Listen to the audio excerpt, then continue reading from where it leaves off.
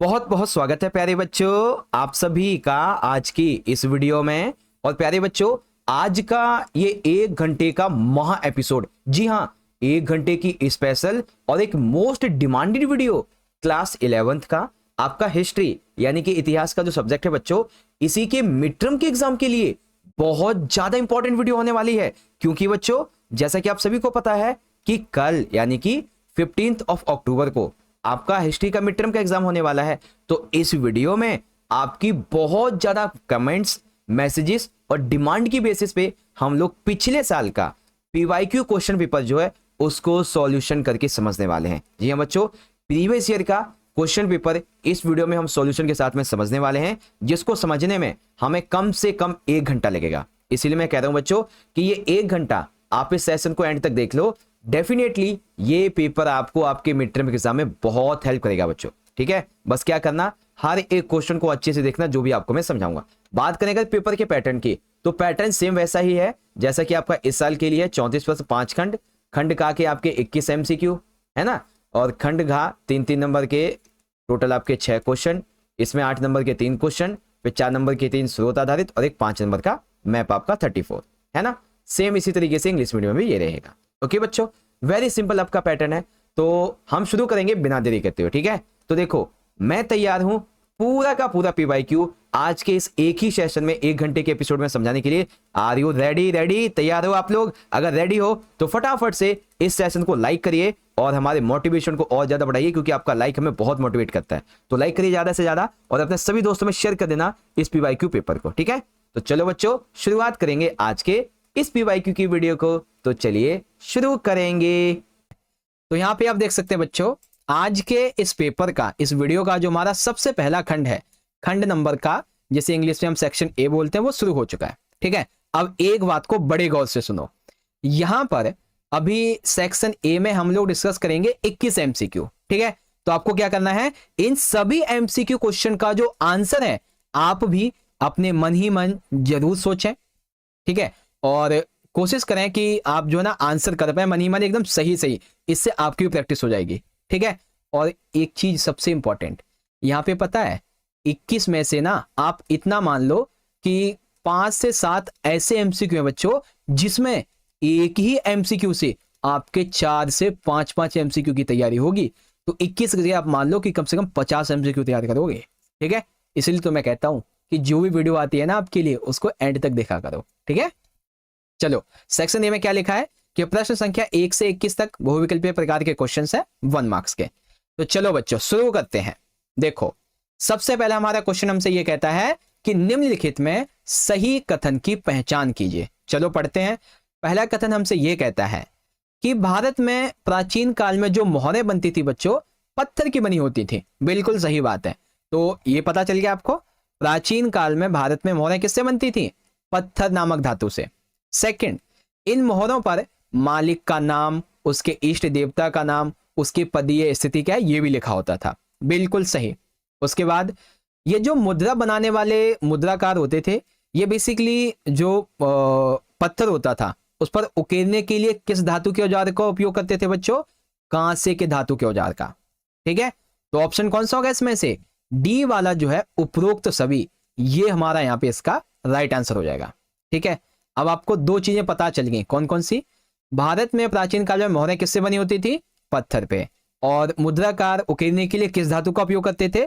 कांसे धातु का।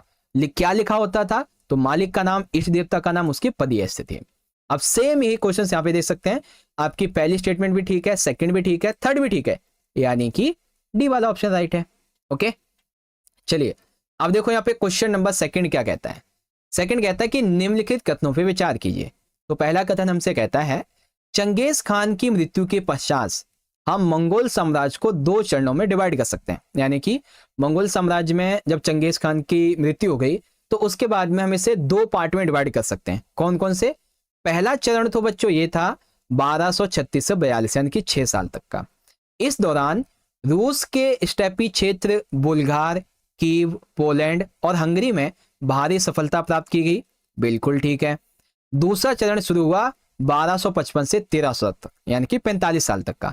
इसमें समस्त चीन, ईरान, इराक और सीरिया, इस पर विजय प्राप्त की गई मंगोलों के द्वारा। तो ये भी बात सही है, यानी कि कौन सा ऑप्शन यहाँ पे सही हो जाएगा, ए वाला, पहला दूसरा और तीसरा, ये सारी बातें हमारी बिल्कुल सही है। ठीक है, सेम है क्वेश्चन इंग्लिश में आ जाएगा इस प्रकार से।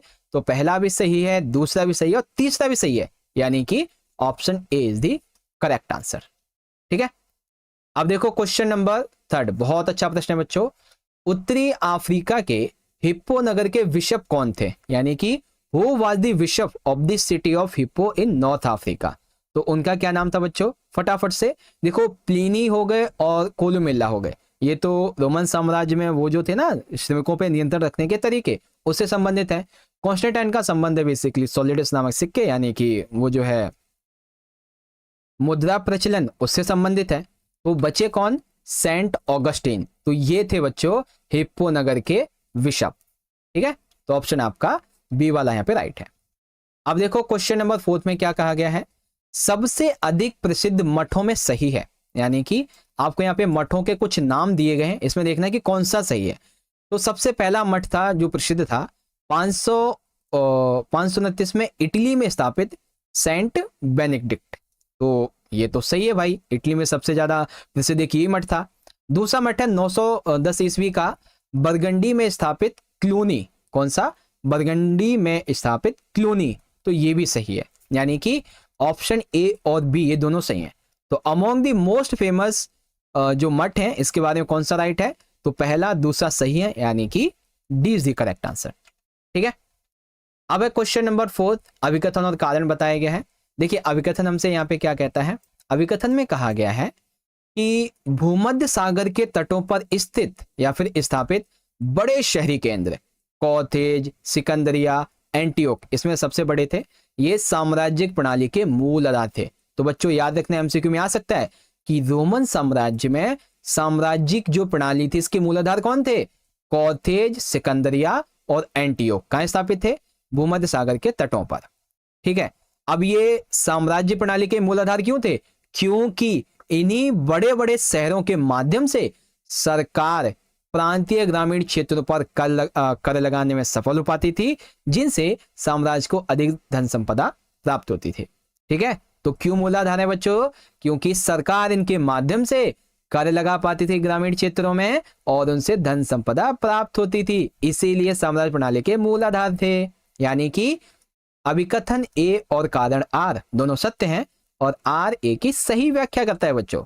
ठीक है, सेम यही क्वेश्चन यहाँ पे आ जाएगा इस तरीके से, असर्शन भी ठीक है, रीजन भी ठीक है और रीजन करेक्ट एक्सप्लेनेशन देता है यहाँ पे, तो option A is the right.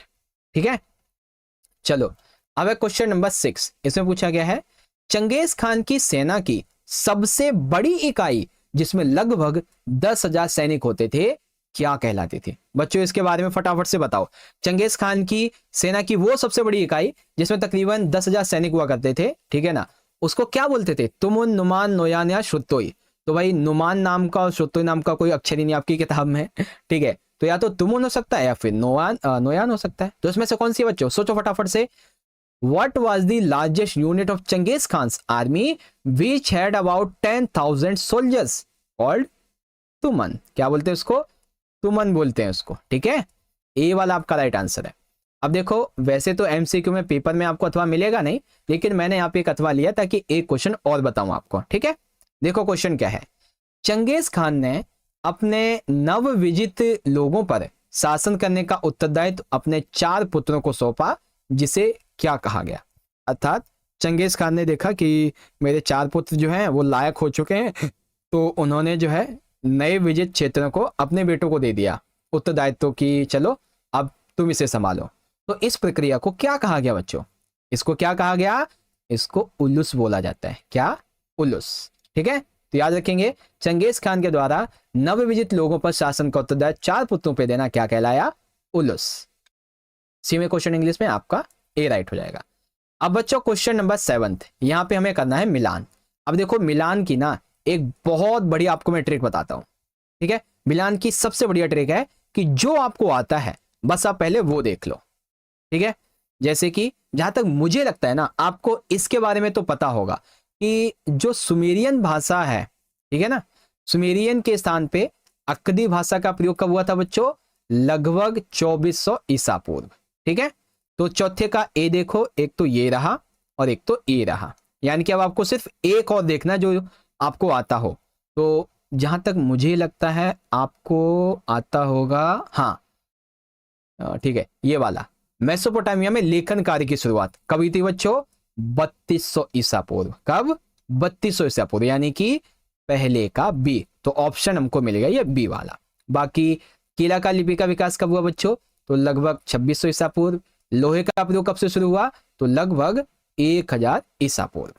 ठीक है, अब ध्यान रखना बच्चों, यहाँ पे एक चीज इंपॉर्टेंट है, आपको यहाँ पे कई एमसीक्यू अलग से पूछे जा सकते हैं, जैसे कि मेसोपोटामिया में लेखन कार्य की शुरुआत कब हुई बताइए? तो 3200 ईसा पूर्व। मेसोपोटामिया की कीलाका लिपि का विकास कब हुआ? तो 2600 ईसा पूर्व। मेसोपोटामिया में लोहे का प्रयोग कब होने लगा? 1000 ईसा पूर्व। सुमेरियन के स्थान पे अक्कदी भाषा का प्रयोग कब हुआ? लगभग 2400 ईसा पूर्व। ठीक है, तो ऐसे करके आप जो अलग अलग एमसीक्यू आएंगे उसको भी याद कर लें। ओके बच्चों, चलो सेम ही क्वेश्चन इंग्लिश में देख लेंगे।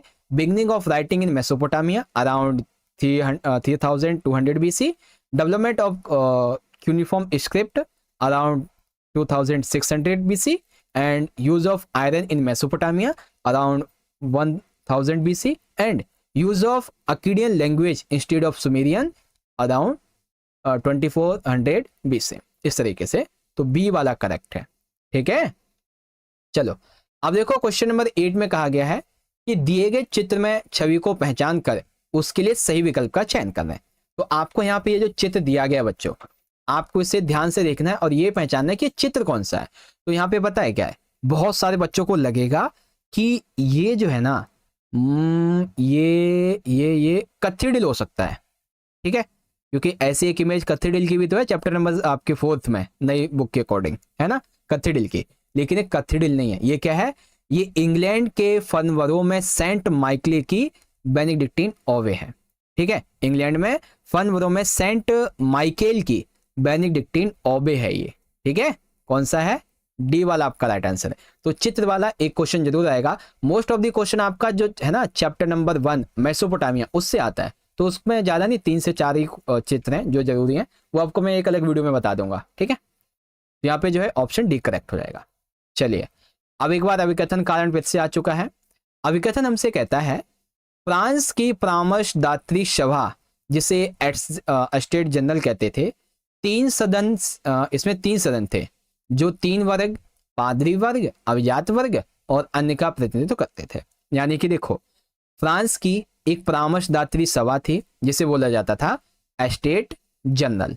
ठीक है, अब इसमें 3 सदन थे, एक तो था पादरी वर्ग, एक अभिजात वर्ग, और जो बाकी लोग थे वो अन्य का प्रतिनिधित्व करते थे। कारण क्या था? दरअसल 1614 में बालक शासक लुई 12वें के शासन काल में एक फ्रांस के परामर्शदात्री सभा एस्टेट जनरल का अधिवेशन हुआ था। ठीक है, अब ध्यान से देखो, एक तरफ तो बताया जा रहा है कि एस्टेट जनरल है क्या, दूसरी तरफ ये बताया जा रहा है कि क्या नाम है, अधिवेशन कब हुआ था इसका, ये बताया जा रहा है। लेकिन कहीं पे भी एस्टेट जनरल क्यों बना इसका कारण बताया गया नहीं। तो मतलब कि बातें दोनों अपनी जगह सही हैं, लेकिन यहाँ पे व्याख्या नहीं है बिल्कुल भी। ठीक है, तो ऑप्शन बी वाला यहाँ पे करेक्ट हो जाएगा। आप कहोगे सर जी ये क्वेश्चन तो काफी कठिन है। बच्चों एक आधा क्वेश्चन ऐसा आएगा जो आपके सर से ऊपर से निकलेगा। ठीक है, इसलिए तो मैं कह रहा हूं आपसे, मैं आपको सारे क्वेश्चन करवाऊंगा जो जो आ सकते हैं वो सारे क्वेश्चन, बस आपको सैंपल क्वेश्चन पेपर की सारी वीडियोस देखनी है। ओके, चलो अब इसी का इंग्लिश मीडियम असर्शन ए भी ठीक है, आर भी ठीक है, बट एक्सप्लेनेशन नहीं है, इसीलिए बी सही होगा। ठीक है, अब है क्वेश्चन नंबर 10th। इसमें कहा गया है कि 11वीं शताब्दी तक यूरोप में विभिन्न प्रौद्योगिकी में बदलाव हुए थे। निम्नलिखित कथनों को ध्यानपूर्वक पढ़िए। यानी कि 11वीं सेंचुरी में, 11वीं शताब्दी में यूरोप में कई सारे प्रौद्योगिक बदलाव हुए।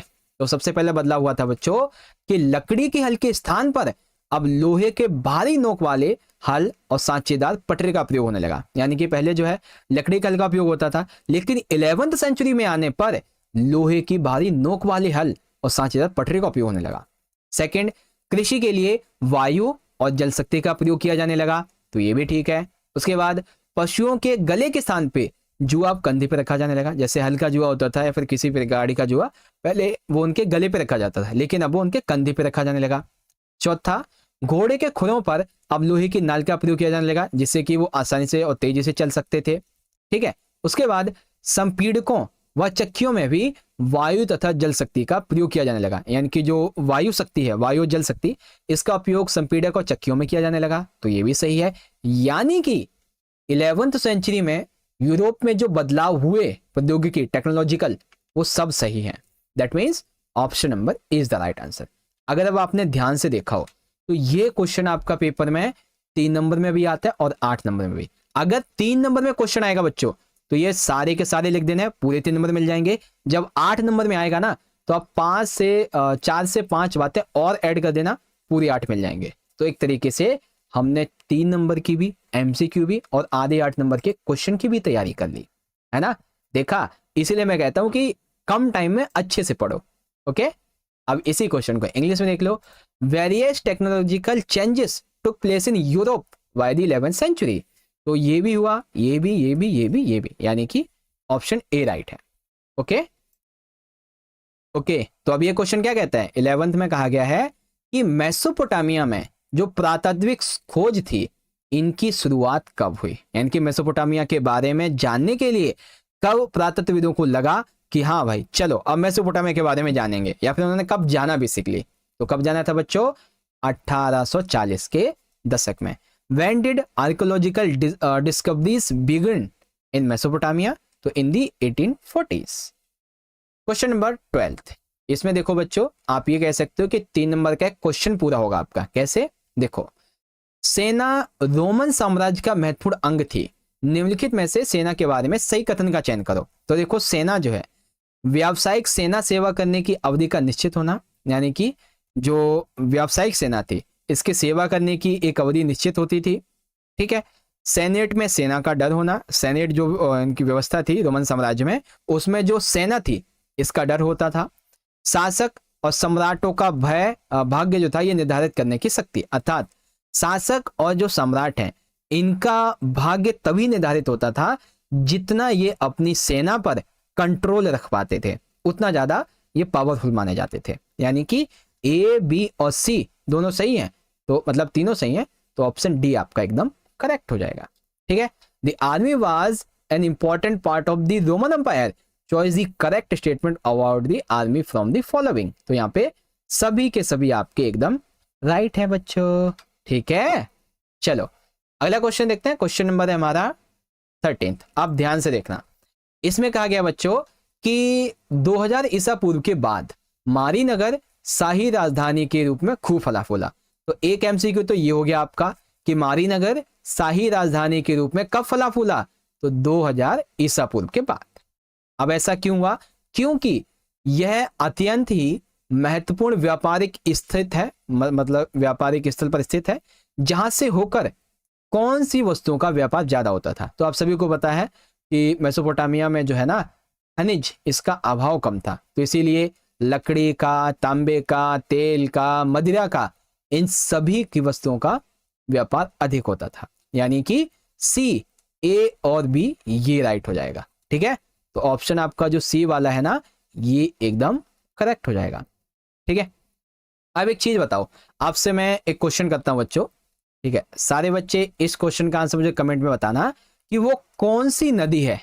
ठीक है, वो कौन सी नदी है बच्चों जो कि विश्व मार्ग के लिए जानी जाती है। ठीक है, ऐसी कौन सी नदी है जो कि विश्व मार्ग के लिए जानी जाती है। दजला नदी, फरात नदी, राइन और डेन्यूब, इन चारों में से कौन सी नदी है जिसको विश्व मार्ग के नाम से जानते हैं। फटाफट से सारे बच्चे कमेंट करो इसका आंसर, देखते हैं कितने बच्चों को पता है। ठीक है, आंसर करो फटाफट से। और जिसने भी इस वीडियो को अभी तक लाइक नहीं किया है, लाइक करो यार, आपका एक लाइक हमें बहुत मोटिवेट करता है बच्चों ऐसे वीडियोस के लिए, तो लाइक करो फटाफट से। ओके, चलो इसी क्वेश्चन को इंग्लिश में देखेंगे। द रॉयल कैपिटल ऑफ मारी city flourished after 2000 BC. This was because it was situated at very important trading point through which goods were traded the most. So wood and copper, oil and wine. तो option C is the correct. अगला question number 14। किस सम्राट के शासनकाल में Italy की कुल 75 लाख की आबादी 30 लाख 10 दास थे। यानी कि वो ऐसे कौन से शासक थे बच्चों जिनके शासनकाल में इटली की कुल 70 लाख की आबादी में 30 लाख तो दास ही दास थे। ठीक है, यानी कि बात हो रही है रोमन साम्राज्य की। तो कौन से शासक थे बच्चों? आपको एक हिंट देता हूं, इनके शासनकाल को शांति काल भी कहते हैं बच्चों। क्या बोलते हैं? शांति काल भी कहते हैं। तो वो शासक कौन है बच्चों? फटाफट से चलो एक और हिंट देता हूं, इन्होंने प्रिंसिपेट की स्थापना की है। ठीक है, किसकी? प्रिंसिपेट की स्थापना की है। चलो एक और हिंट ले लो, इनका एक उत्तराधिकारी था जो कि नैसर्गिक पुत्र था, उसका नाम था टिबेरियस। ठीक है, क्या नाम था? टिबेरियस। अरे अब तो बता दो कौन सा आंसर है इसका? Sir Augustus, very good. तो इनके शासनकाल की कई विशेषताएं पता चल गई। शांतिकाल कहते हैं, प्रिंसिपेट की स्थापना की इन्होंने, इनके उत्तराधिकारी जो कि नैसर्गिक था, अपना पुत्र नहीं था, टिबेरियस था। ठीक है, तो ये भी पता चल गया। तो 3 एमसीक्यू तो मैंने आपको यही बता दिए, है ना? तो देखा, बस आप ध्यान से देखते चलो, समझाने की मेरे ऊपर छोड़ो आप। ठीक है, during the region which emperor Italy had 30 lakh slaves out of the total population of 70 lakh, तो ये ए था। अब देखो बच्चों, क्वेश्चन नंबर 15 में हमें मिलान करना है, और ये जो मिलान है ना, ये ऐसे मिलान पेपर में ज्यादातर आते हैं। आपको लगता नहीं होगा कि यहां से मिलान बनेगा, लेकिन मिलान वहीं से आ जाता है। ठीक है, अब देखो इसमें क्या कहा गया है। इसमें कहा गया है कि देखो, जहां तक मुझे लगता है ना, आपको मैं अगर समझाऊं अच्छे से तो आप समझोगे। सबसे पहली बात, जो क्या नाम है, मुगल प्रांतों में जो सरदारों की परिषद थी, परिषद, इसका नाम क्या था बच्चों? इसका नाम था किरिलताई। क्या नाम है? किरिलताई, यानी कि चौथे का ए। ओके, अब हमें एक और ढूंढना है, सिर्फ एक। तो एक कौन सा होगा? अब यहाँ पे जहां तक मुझे लगता है, आपको याद होगा, मैंने अभी आपको बताया था एक एमसीक्यू में कि वो जो 4 उत्तराधिकारी थे ना चंगेज खान के, उसके लिए जो उन्हें एरिया दिए गए थे राज करने के लिए, उनको क्या बोला जाता था? उलूस बोला जाता था। तो उलूस के लिए जो राइट आंसर होगा वो आएगा दूरस्थ सीमा। ठीक है, यानी कि दूसरे का सी मिल गया, तो ये भी मिल गया। ओए होए होए, ये तो डिफिकल्टी हो गई भाई अब तो। अब चलो देखो, सैन्य टुकड़ियां चंगेज खान की थी, इनको क्या बोलते थे सैन्य टुकड़ियों को? तामा। तो मिल गया अब आपका ये डी वाला। ठीक है, यानी कि पहले का भी हो जाएगा। आंडा क्या मतलब क्या है बच्चों? सगा भाई। अब ध्यान से सुन लो, पेपर में अलग अलग एमसीक्यू आ सकते हैं आपके। सबसे पहला, आंडा का क्या यहाँ पे मतलब है? इसका मतलब है सगा भाई। दूरस्थ सीमा को उलूस बोला जाता है, 4 पुत्रों के अधीन जो क्षेत्र था। सैनिक टुकड़ियों को तामा बोला जाता है, और सरदारों की परिषद को किरिलताई बोला जाता है, यानी कि ऑप्शन बी करेक्ट है। ओके, आप तो नहीं भूलोगे ना? दोबारा समझा दिया फिर भी। चलो, तो यहाँ पे पहले का आपका बी हो जाएगा, सेकंड का सी, तीसरे का डी, और चौथे का ए हो जाएगा। तो ऑप्शन बी करेक्ट है। चलिए क्वेश्चन नंबर देखिए 16, कहा गया है कि चंगेज खान को समुद्री खान की उपाधि क्यों दी गई? क्या रीजन थे? तो सबसे पहला रीजन तो ये था कि चंगेज खान ने जमुका और नेमन लोगों को निर्णायक रूप से पराजित किया था, पहला कारण। दूसरा, वह स्टेपी क्षेत्र की राजनीति में सबसे प्रभावशाली व्यक्ति के रूप में उभरा था, इसलिए भी। तो मतलब कि ऑप्शन ए और बी ये दोनों सही हो जाएंगे। जमुका नेमल लोगों को हराने की वजह से, और स्टेपी क्षेत्र की राजनीति में प्रभावशाली व्यक्ति के रूप में उभरने की वजह से इसको समुद्री खान की उपाधि दी गई। तो why was Genghis Khan gives the title of C Khan? तो ए बी सही है, यानी कि D is the right. Question number 17, अभिकथन और कारण। अभिकथन में कहा गया है ओरे नगर में नगर नियोजन पद्धति का अभाव था। ठीक है, ओरे नगर में क्या था भाई? नगर नियोजन पद्धति का अभाव था। अब क्यों था? क्योंकि ओरे नगर में जल की व्यवस्था नहीं थी, पतली व घुमावदार गलियां थी वहां पे। ठीक है, घरों का भूखंड एक जैसा नहीं था, एक जैसा उनका आकार नहीं था, इसीलिए उस नगर में नगर नियोजन पद्धति का अभाव था। और ये क्वेश्चन 8 नंबर में आएगा बच्चों कि उस नगर में नगर नियोजन पद्धति का अभाव था, समझाइए कैसे? तो कैसे बताओगे? उस नगर में जल की व्यवस्था का ना होना, पतली व घुमावदार गलियों का होना, घरों के भूखंड का एक जैसा ना होना, प्राइवेसी को लेकर 1-2 बात, अंधविश्वास जो है वो बातें। तो मतलब ए आर दोनों सत्य हैं और आर एक ही सही व्याख्या करता है, तो यहाँ पे ए वाला सही हो जाएगा। ठीक है, चलो उसके बाद में असर्शन ठीक है, रीजन भी ठीक है, और एक्सप्लेनेशन भी एकदम बहुत बढ़िया है, तो आपका ए राइट है। Question number 18। अब यहाँ पे 2 क्वेश्चन मैं करवाऊंगा। देखो 18 का क्वेश्चन का जो आंसर है ना, आई विल श्योर यू कि अगर 1000 बच्चे हैं ना, तो उसमें से मुश्किल से 10 ही बच्चों को इसका आंसर पता होगा। यानी कि 100 में से सिर्फ 1 बच्चा होगा जिसको इस क्वेश्चन का आंसर पता होगा। कैसे? मेसोपोटामिया के ऐसे पत्थर के शिलापट होते हैं जिन पे अभिलेख उत्कीर्ण किए जाते थे। यानी कि मेसोपोटामिया के वे पत्थर कौन से हैं जो कि शिलापट होते हैं और इन पर अभिलेख उत्कीर्ण किए जाते हैं। ठीक है, अब यहीं पर बच्चे फंस जाएंगे। उन्हें लगेगा जैसे वारका शीर्ष है, तो वो था बच्चों संगमरमर का बना हुआ, यानी कि उसमें थोड़ा बहुत उसका भी कुछ योगदान है, तो बच्चों को लगेगा संगमरमर हो सकता है। ठीक है, लेकिन ऐसा कुछ भी नहीं है। दरअसल वो पत्थर जो शिलापट थे, अभिलेख उत्कीर्ण होते थे, उन्हें स्टेल बोला जाता था। क्या बोलते थे? स्टेल बोलते हैं। ठीक है, तो यहाँ पे खाली स्थान में क्या आ जाएगा? स्टेल आ जाएगा। इसीलिए मैंने हमेशा कहा है बच्चों, जो एमसीक्यू आपको मैं करवा रहा हूं ना, एकदम छांट के और ऐसे एमसीक्यू लेके आ रहा हूं जहां पे मुझे लगता है कि एग्जामिनर की नजर जा सकती है और यहां से क्वेश्चन निकालेगा, वो क्वेश्चन निकाल के लाता हूं आपके लिए।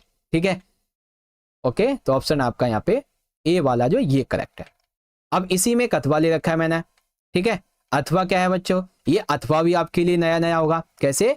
स्पेन में कम विकसित उत्तरी क्षेत्र में अधिकतर कैटिल्क भाषी किसानों की आबादी थी। यानी कि स्पेन जो कंट्री है, यहाँ पे वो एरिया जो कि उत्तर में कम विकसित था, वहां पे अधिकतर जो आबादी थी ये कैटिल्क भाषी किसानों की थी, जो कि पहाड़ियों की चोटियों पर बसे गांव में रहते थे। अब इन गांवों को डैश कहते थे। तो सिंपल सा अगर आप थोड़ा दिमाग लगाओ तो कैटिल्क भाषी किसान है, यानी कि सिंपल सी बात है, गांव का क्या नाम होगा? कैस्टेला। क्या होगा? कैस्टेला। ठीक है, इस क्वेश्चन पे भी बहुत बच्चों की कम नजर गई होगी, आई नो वेरी वेल। ठीक है, इसी प्रकार से देख लेंगे तो ऑप्शन ए करेक्ट है। अगला क्वेश्चन नंबर 19। इसमें पूछा गया है पेपाइरस के बारे में कौन सा कथन सही है। तो देखो बच्चों, पेपाइरस जो है ये एक सरकंडे जैसा पौधा था जो कि मिस्र में नील नदी के किनारे उगा करता था और मिस्र में ही इसी से लेखन सामग्री भी तैयार की जाती थी। तो which statement about papyrus is correct? तो option number D is the right answer. Okay, चलिए अगला है क्वेश्चन नंबर 20। इसमें पूछा गया है पादरियों की विशेषताओं के बारे में कौन सा कथन सही है। तो अब आपका 3 नंबर का क्वेश्चन कंप्लीट हो जाएगा कि पादरियों की विशेषताओं का वर्णन कीजिए। कैसे? पादरी जो थे ये रविवार के दिन गांव में धर्म उपदेश देते थे और सामूहिक प्रार्थना भी किया करते थे।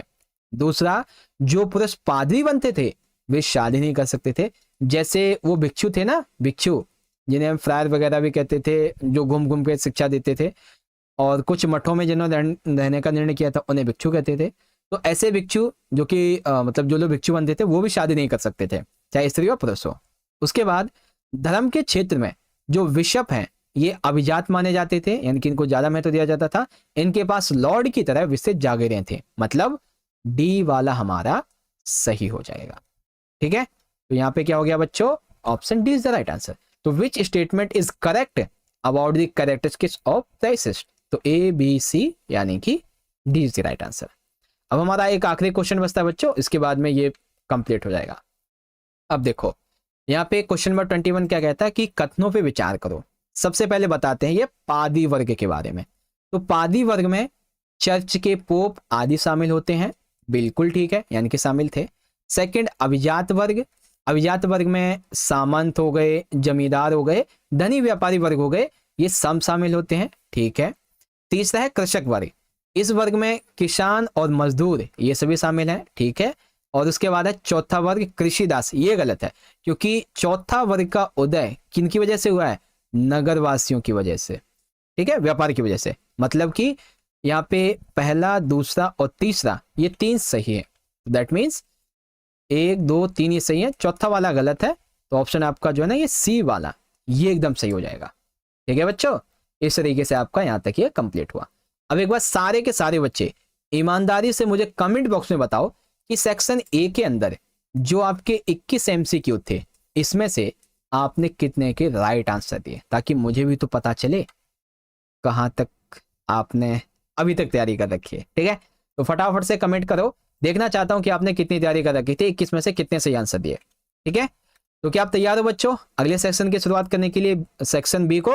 तो चलिए शुरू करते हैं। तो यहाँ पे आप देख सकते हैं बच्चों, इस पेपर का अगला खंड, खंड नंबर का सेक्शन बी, वो शुरू हो चुका है, जिसमें प्रश्न संख्या 22 से 25 लघुत्तरीय प्रश्न हैं और ये आपके 3-3 अंकों के हैं। ओके, तो आओ बच्चों बड़े ध्यान से समझते हैं, बड़ा मजा आएगा समझने में। देखो क्वेश्चन 22 में आपको एक अथवा मैंने दे दिया है, जो कि आपके लिए अच्छी बात है क्योंकि आपको एक क्वेश्चन और समझने को मिलेगा। देखो, मेसोपोटामिया की भौगोलिक स्थिति काफी विस्मयकारी रही है, यानी कि मेसोपोटामिया का जो भूगोल है वो बहुत ही आश्चर्यचकित करने वाला, बहुत ही इसकी अच्छी अच्छी विशेषताएं हैं। ठीक है, अब इसकी भौगोलिक स्थिति में दो नदियां दजला और फरात, इनका भी योगदान है, तो ये वर्णन करो। देखा कैसा क्वेश्चन है, आपको दजला और फरात नदियों के योगदान को बताना है मेसोपोटामिया के भौगोलिक क्षेत्र में। तो आओ बताते हैं। देखो, मेसोपोटामिया सभ्यता की भौगोलिक स्थिति में दजला और फरात नदियों का योगदान। सबसे पहला पॉइंट, पहाड़ी प्रदेशों के लिए परिवहन का साधन, यानी कि पहाड़ी प्रदेशों के लिए अगर हम बात करें कि आने जाने के लिए सबसे अच्छा परिवहन कौन है, तो दजला फरात नदियां थी, क्योंकि नाव के माध्यम से आसानी से यहाँ पे आया जा सकता था। सेकंड है बच्चों, मिट्टी को उपजाऊपन बनाना। अब सिंपल सी बात है, नदियों के आसपास का जितना भी एरिया होगा वहां पे पानी की नमी की वजह से मिट्टी जो उपजाऊ बनेगी, तो मिट्टी उपजाऊ बनी थी इससे। सेकंड, जल धाराओं से सिंचाई। अब नदी है तो नदी के आसपास जो भी खेत होंगे, जो भी गांव होंगे, वो गेहूं, जो मटर, मसूर, जो भी ज्यादा पानी वाली फसलें हैं उनको आसानी से जो है सिंचाई कर सकते हैं। ठीक है, क्वेश्चन फोर्थ, अभी आपसे मैंने पूछा था कमेंट में एक आंसर, उसका आंसर यही मिलेगा बच्चों कि फरात नदी विश्व मार्ग के लिए प्रसिद्ध थी। ठीक है, फरात नदी से आपको पता है, मैंने अभी बताया था कि मारी नगर जो है वहां से खास करके व्यापार ज्यादा होता था। ठीक है, फरात नदी के माध्यम से, और ये वर्ल्ड ट्रेड के लिए बहुत ज्यादा जाने जाते थे। उसके बाद दजला और फरात नदियां जहां तक अपना पानी नहीं पहुंचाती थी वहां तो सूखा पड़ जाता था, और जहां पानी अधिक पहुंचा दिया वहां पे कई बार बाढ़ भी आ जाती थी।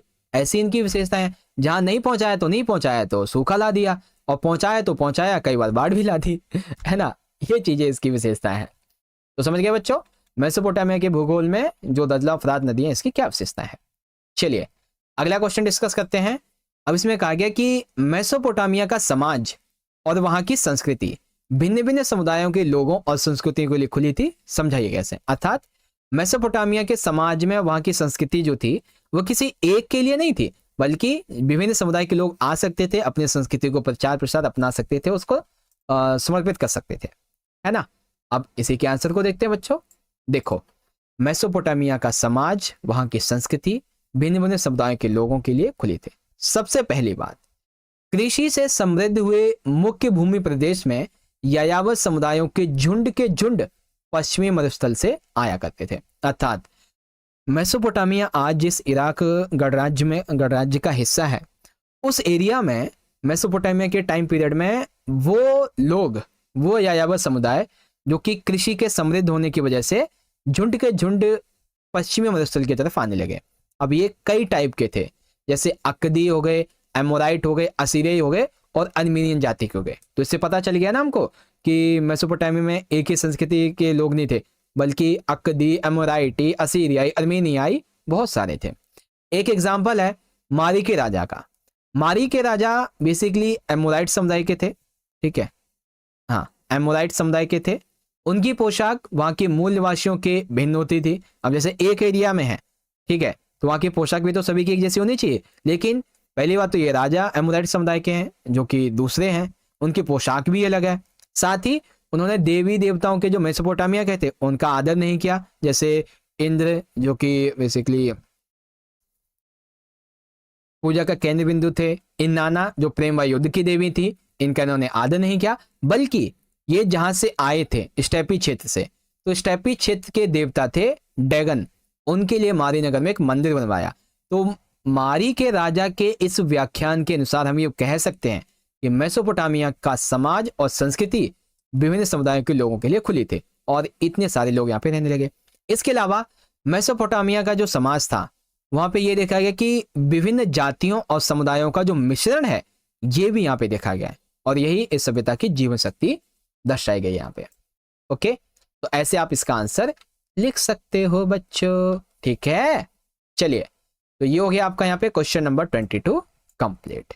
अब जो बच्चे इंग्लिश मीडियम के हैं एक बार वो यहाँ पे थोड़ा सा ध्यान दें। देखो, the geographical location of Mesopotamia was quite amazing, the contribution of tigris and Euphrates reverse was important in it, describe. तो यहाँ से आप इन 5 पॉइंट को पढ़ सकते हैं और इजीली लिख सकते हैं। Second question, the society of culture of Mesopotamia was open to people and cultures of different communities, explain how. तो कैसे हुआ था आप यहाँ पे देख सकते हैं, सारी की सारी बातें लिखी हुई हैं। ओके बच्चों, चलिए अब देखते हैं क्वेश्चन नंबर 23। बहुत अच्छा प्रश्न है बच्चों। इसमें पूछा गया है रोमन साम्राज्य सांस्कृतिक विभिन्नता का अनुपम मिश्रण था, इस कथन की विवेचना कीजिए। यानी कि रोमन साम्राज्य में ना बहुत सांस्कृतिक विभिन्नता पाई जाती थी, इसको आपको बताना है। तो जी हाँ, ये बात सही है। अब इसको हम कैसे सिद्ध करेंगे कि रोमन साम्राज्य में एक ही धर्म जाति संस्कृति के लोग नहीं थे, बल्कि विभिन्न प्रकार की जातियों का संस्कृतियों का मिश्रण था। तो चलो पढ़ते हैं इसको अच्छे से। देखो, पहला पॉइंट क्या कहता है कि रोमन साम्राज्य में सांस्कृतिक विविधता कई रूपों में एवं कई स्तरों पर दिखाई देते हैं। कौन से स्तरों में? सबसे पहले आते हैं बच्चों धार्मिक संप्रदाय और स्थानीय देवी देवताओं की भरपूर विविधता। यानी कि रोमन साम्राज्य के समाज में विभिन्न प्रकार के धार्मिक संप्रदाय होते थे, हर एक धर्म के अलग अलग। उसके बाद हर स्थान के अपने अलग अलग देवी देवता हुआ करते थे। इसके अलावा बोलचाल की अनेक भाषाएं थी, यानी कि बोलचाल की भाषा के आधार पर भी सांस्कृतिक विभिन्नता थी। उसके बाद वेशभूषा की अलग अलग विधियां थी, कोई कुछ कपड़े पहनता था, कोई कुछ कपड़े किसी तरीके के, कोई किसी दिन कुछ और, कोई कैसा, कोई किसी रंग का, है ना। तरह तरह के भोजन के तरीके होते थे, हम सभी के अपने अलग अलग तरीके होते हैं भोजन के। और सभी की जनजातीय जो भी संगठन वगैरह थे, उनके जो बस्तियों का अनेक रूप थे, ये बताते हैं कि रोमन साम्राज्य में सांस्कृतिक विभिन्नता का अनुपम मिश्रण था। अब भाषा के आधार पे आप एक चीज सुन लो, जैसे कि अरामाइक भाषा है, तो ये निकटवर्ती पूर्व यानी कि फरात नदी के पश्चिम का प्रमुख भाग, ठीक है। और मिस्र में कॉप्टिक, उत्तरी अफ्रीका में ब्यूनिक और बर्बर, स्पेन तथा उत्तर पश्चिम में कैटिल्क भाषा बोली जाती थी, ठीक है। अब भाषाएं बोली तो बहुत जाती थी, लेकिन इनको लिखा कैसे जाए? तो लिखने के लिए इसको तब तक नहीं लिखा गया जब तक किसी लिपि का आविष्कार नहीं हुआ। उदाहरण के लिए जैसे जो अर्मीनियाई भाषा है, इसका लिखना बहुत देर से 5वीं शताब्दी में जाके कहीं शुरू हुआ था, ठीक है। हालांकि 3 शताब्दी के बाद तक बाइबल का कॉप्टिक भाषा में अनुवाद हो चुका था, कुछ ये बातें। तो ऐसे करके आप बता दोगे अच्छे तरीके से, ठीक है, कि रोमन साम्राज्य में सांस्कृतिक विभिन्नता का अनुपम मिश्रण कैसे था। ओके बच्चों, अब एक चीज गौर से सुनो, यहां पर आपका ना एक मिलान वाला एमसीक्यू कंप्लीट होगा। कैसा क्वेश्चन बच्चों? मिलान वाला एमसीक्यू। कैसे? आपसे पूछा जा सकता है स्थान और भाषाई समूह का मिलान कीजिए। जैसे कि निकटवर्ती पूर्व फरात के पश्चिम में कौन सी भाषा बोली जाती थी? अरामाइक। मिस्र में कॉप्टिक, उत्तरी अफ्रीका में ब्यूनिक और बर्बर, और स्पेन और उत्तरी पश्चिम में कैटिल्क भाषा, ठीक है ना। तो ऐसे एमसीक्यू बन सकता है। एक एमसीक्यू और बन सकता है बच्चों कि बाइबल का कॉप्टिक भाषा में अनुवाद कब हुआ? तो 3वीं शताब्दी के मध्य में। याद रखना इस चीज को, ठीक।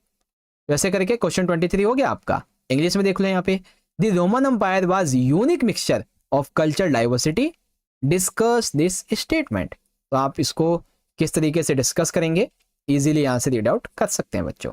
ओके, चलिए अब है क्वेश्चन नंबर 24। इसमें पूछा गया है चंगेज खान के वंशजों की उपलब्धियां क्या क्या थी, वर्णन कीजिए। यानी कि जो चंगेज खान के वंशज थे, इनकी क्या उपलब्धियां थी, इसके बारे में बताओ। चलो देखते हैं बच्चों अच्छे तरीके से। देखो, सबसे पहला पॉइंट, मंगोल शासकों ने सब जातियों धर्मों के लोगों को अपने यहां प्रशासकों और हथियारबंद सैन्य दल के रूप में भर्ती किया। अर्थात मंगोल शासक जितने भी थे, ठीक है, उन्होंने विभिन्न जातियों विभिन्न धर्म के लोगों को अपने यहाँ प्रशासन के तौर पे हथियारबंद सैन्य दल के रूप में भर्ती किया, ठीक है। इसीलिए मंगोलों का शासन बहुजातीय, बहुभाषी और बहुधार्मिक था। जैसे कि बहुविध संविधान का कोई भय नहीं था, इनके कोई किसी प्रकार के धर्म का व्यक्ति चंगेज खान के वंशज जो थे, इनको चुनौती नहीं दे सकता था, उनका आलोचना नहीं कर सकता था, क्योंकि इनका शासन बहुजातीय, बहुभाषी, बहुधार्मिक था। इसके अलावा साम्राज्य निर्माण की महत्वाकांक्षा की पूर्ति के लिए अनेक समुदाय में बटे हुए लोगों का एक परिसंघ बनाया गया। ठीक है, जिसे क्या बोला जाता था, किरिलताई। एक परिसंघ बनाया गया, परिषद बनाई गई। अंततः मंगोल साम्राज्य विभिन्न वातावरण में परिवर्तित हो गया, तथापि मंगोल साम्राज्य के संस्थापक की प्रेरणा एक प्रभावशाली शक्ति बनी रही। ठीक है, उन्होंने विभिन्न मतों, आस्था वाले लोगों को सम्मिलित किया। ठीक है, हालांकि मंगोल शासक स्वयं भी विभिन्न धर्मों एवं आस्थाओं से संबंधित रखते थे, जैसे कि शमन से, बौद्ध से, ईसाई से और इस्लाम को भी मानते थे, जबकि उन्होंने सार्वजनिक नीतियों पर अपने व्यक्तित्व मत कभी नहीं थोपे। वो वैसे जितने मंगोल शासक थे, ये समन को, बौद्ध को, ईसाई और इस्लाम, इन धर्मों को मानते थे, लेकिन समाज में कभी भी उन्होंने अपने लिए नहीं कहा, ये नहीं कहा कि ये हमारे लिए सही है। ठीक है, उन्होंने सबका आदर सम्मान किया। तो इस तरीके से ये उपलब्धियां चंगेज खान के वंशजों की रही थी।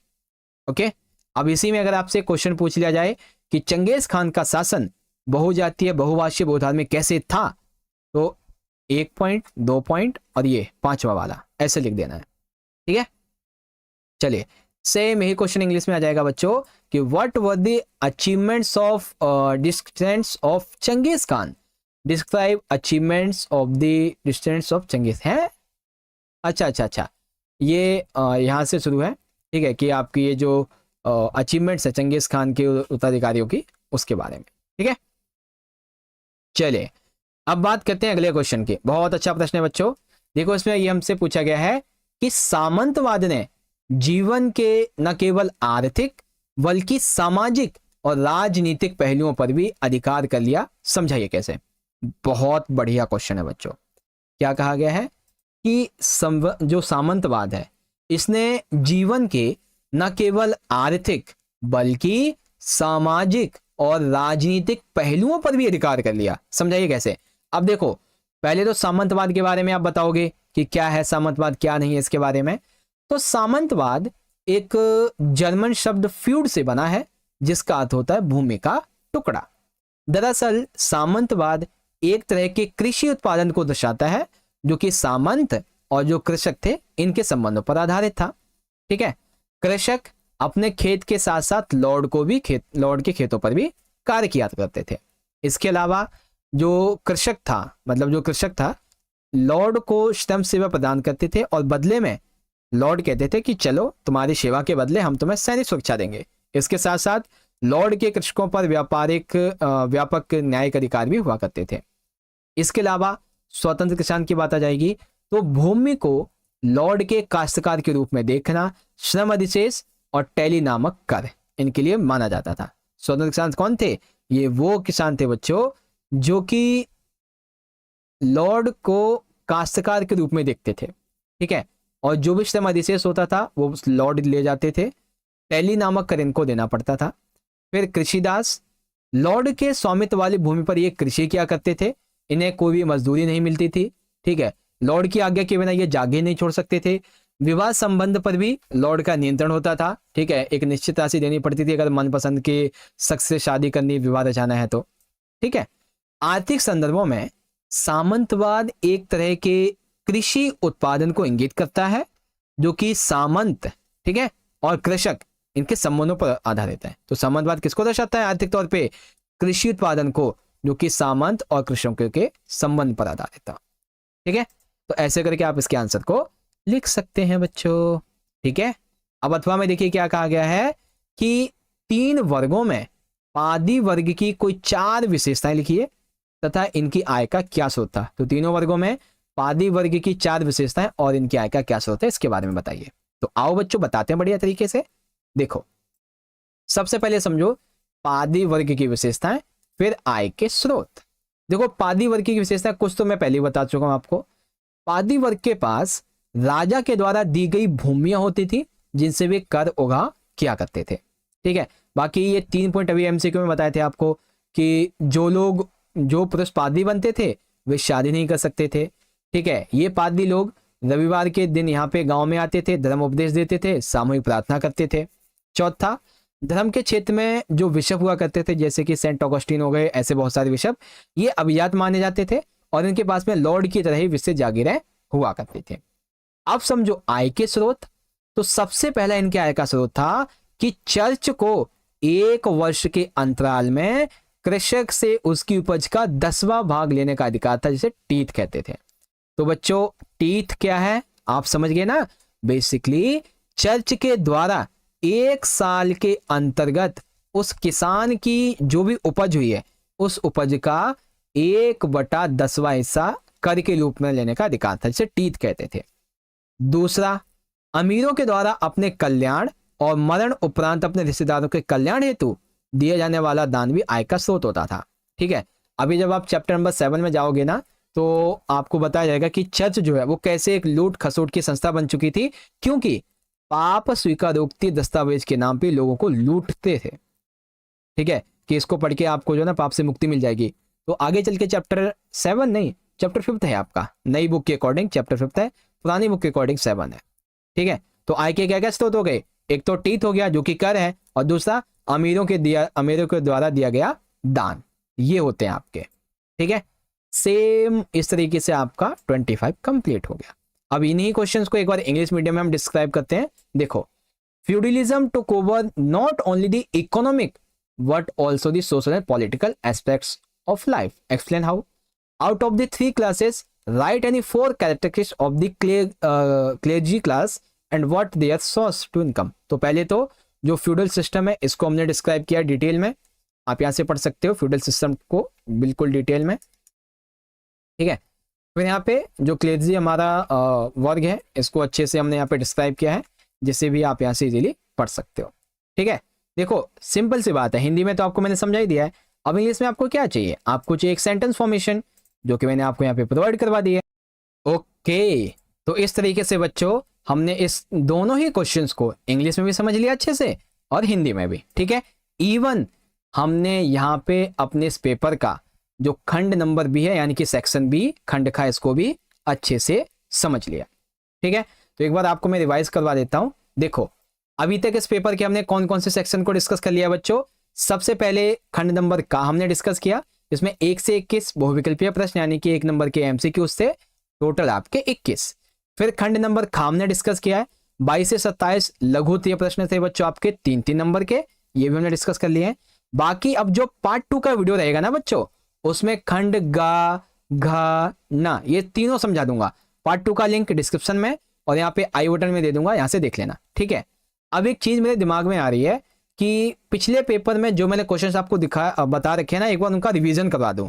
जैसे कि पहला क्वेश्चन बच्चों आपको यहाँ पे मैंने दे रखा था कि मेसोपोटामिया में भाषा का विकास और उपयोग किस प्रकार से हुआ था, इसके बारे में।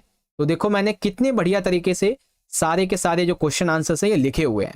ठीक है, उसके बाद अगला क्वेश्चन हमारा ये था कि मारी नगर में शासक हुआ करते थे, इसके पक्ष में तर्क लिखिए। तो ये एमोराइट समुदाय के होते थे, और जो भी 1-2 क्वेश्चन है वो आप यहाँ से पढ़ सकते हैं।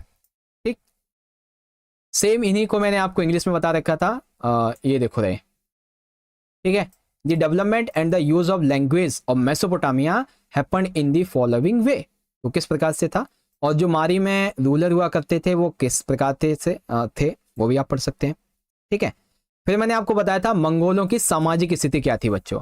तो मंगोलों की सामाजिक स्थिति क्या थी, ये विभिन्न समुदाय के समुदायों से आए थे, जैसे कि पशुपालक थे, शिकारी संग्राहक थे। ठीक है, पशुपालक समाज क्या करता था, शिकारी संग्राहक समाज क्या करता था, सारी चीजें समझा रखी मैंने आपको।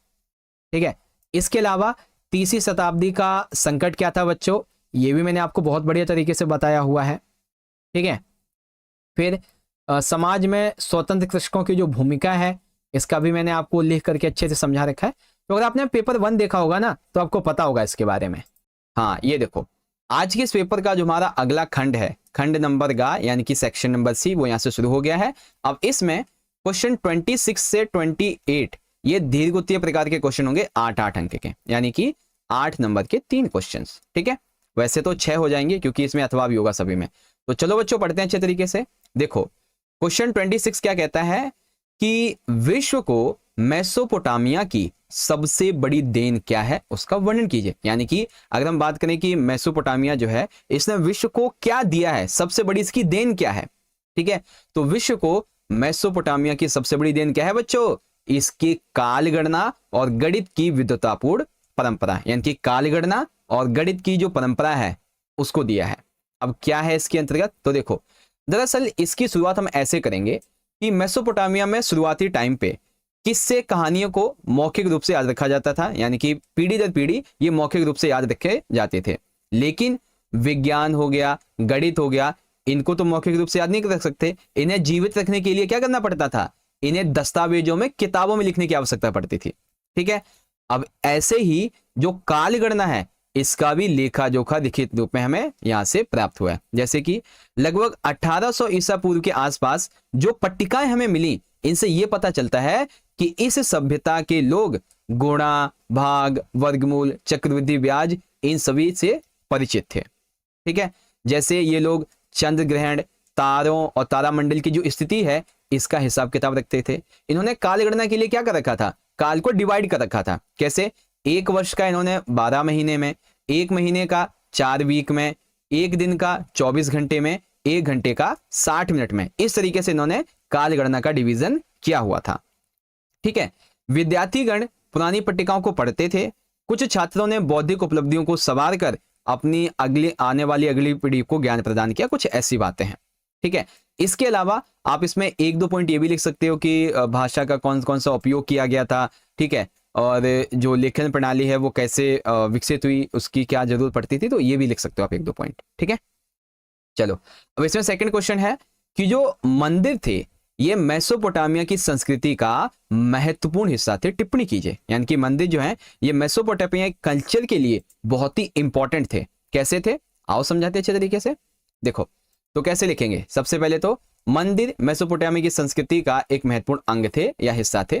सबसे पहला पॉइंट, दरअसल सबसे पहला ज्ञात मंदिर मेसोपोटामिया का एक छोटा सा देवालय था जो कि कच्ची ईंटों का बना हुआ था। देवालय का मतलब होता है बच्चों जहां पे, जिस मंदिर में केवल मुख्य मूर्ति जहां पे रखी जाती है, जहां पे मुख्य मूर्ति होती है, जहां पे सारी केंद्रीय जो पूजाएं होती है वो होती हैं, उसको देवालय बोलते हैं। ठीक है, तो सबसे पहला ज्ञात मंदिर केवल एक देवालय था जो कि कच्ची ईंटों से बना हुआ था। ये जो मंदिर होते थे ये प्रत्येक प्रकार के देवी देवताओं के निवास स्थान होते थे। जैसे कि जो उर देवता है इन्हें चंद्रदेव कहा गया है, इन्नाना इन्हें प्रेम व युद्ध की देवी कहा गया है। तो ये यहाँ की संस्कृति के प्रमुख देवी देवता हुआ करते थे। ठीक है, शुरुआत में जब मंदिरों की खोज हुई, ठीक है, मेसोपोटामिया से, तो ये देखा गया कि मंदिर जो थे ना वो एक तरीके से जैसे आम घर होते हैं ना, ऐसे ही थे। क्यों भाई, क्योंकि मंदिर भी तो देवी देवताओं के घर ही होते थे, ये चीज। उसके बाद मंदिरों में देवता जो थे ये पूजा का केंद्र बिंदु होते थे, इसीलिए मेसोपोटामियाई लोग देवी देवताओं के लिए अन्न, दही, मछली इत्यादि को लाया करते थे। ठीक है, इसके अलावा चाहे और यानी कि चंद्रदेव हो, इन्नाना प्रेम व युद्ध की देवी हो, जो भी आराध्य देव सैद्धांतिक रूप से इन लोगों के खेतों के, मत्स्य क्षेत्रों के और स्थानीय लोगों के जो पशुधन होते थे, पशु होते थे, इनके स्वामी माने जाते थे, उनके सैद्धांतिक देव होते थे, जैसे कि और हो गए यानी कि चंद्रदेव। छठा, समय आने पर उपज को उत्पादित वस्तु में बदलने के लिए प्रक्रिया, जैसे कि तेल को निकालना, यानी कि जब कृषि पूरी हो गई, फसल कटने को आई तो फसल काट ली, अब समय आने पर उपज को उत्पादित वस्तु में बदलने के लिए जैसे कि तेल निकालना, ठीक है, अनाज को पीसना, काटना, ऊनी कपड़ों को बुनना, ये सभी मंदिरों के आसपास ही सारी क्रियाएं की जाती थी। ठीक है, इसके अलावा घर परिवार के ऊपर के स्तर को व्यवस्थापक, परिवारों में नियोक्ता, अन्न, हल जोतने वाले पशु, रोटी, जौ की शराब, मछली आदि, इन सभी का आवंटन और वितरण लिखित अभिलेखों के पालक के रूप में मंदिर ने धीरे धीरे क्रियाकलाप बढ़ा लिए और मुख्य शहरी संस्था का रूप ले लिया।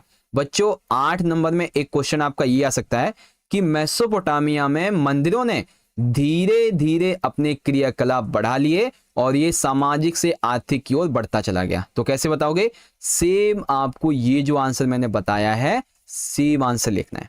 ठीक है, तो इस क्वेश्चन को आपको थोड़ा सा घुमा फिरा के भी पूछा जा सकता है, तो याद रखें इस बात को।